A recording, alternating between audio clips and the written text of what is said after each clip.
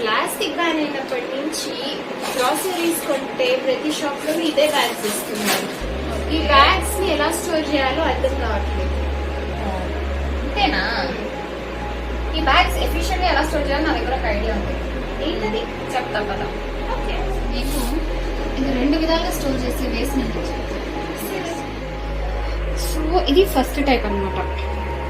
ఈ బ్యాగ్ ని ఇలా కొంచెం పైన ఫోల్డ్ చేసుకొని రివర్స్ లో దీన్ని ఇలా ఫోల్డ్ చేసి దీన్ని ఇటువైపు ఫోల్డ్ చేసేసి ఇప్పుడు ఈ బ్యాగ్ ఇది ఉంది కదా లిఫ్ట్ చేసేది, అది వెనక పక్క రావాలి. బ్యాగ్ని ఇలా మనం ఫోల్డ్ చేసేసి ఈ వెనక పక్క ఒక హ్యాండిల్ ఉంది కదా దాన్ని మనం ఇలా ముందుకి వేసేసి బ్యాగ్ని లాక్ చేసేయాలి. ఓకే, సో ఇలా మనం లాక్ చేసేసామనుకో ఈ 2 హ్యాండిల్స్ ఇలా పట్టుకోవచ్చు. ఒక చిన్న క్లోజ్డ్ సూట్ కేస్ లాగా తయారవుతుంది అనమాట. అలా కాకుండా మనం స్టాక్ లాగా స్టోర్ చేయాలనుకో అప్పుడు ఎలా చేయాలంటే సేమ్ అదే మెథడ్లో ఫాలో అయ్యి ఫోల్డ్ చేసేసి ఇప్పుడు ఇదేం చేయాలంటే ఈ పర్టికులర్ హ్యాంగర్ పైకి రావాలి.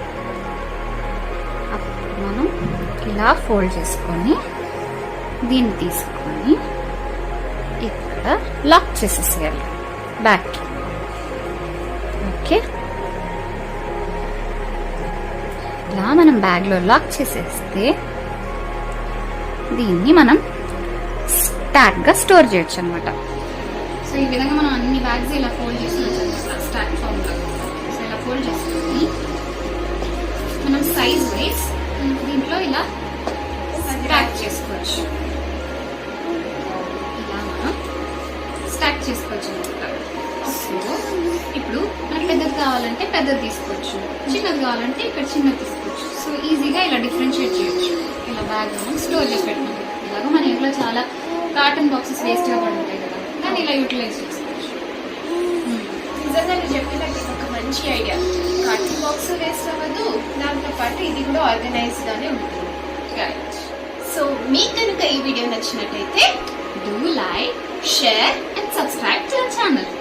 అండ్ అలానే నోటిఫికేషన్ కోసం ఈ బెల్ ఐకాన్ ని ప్రెస్ చేయండి.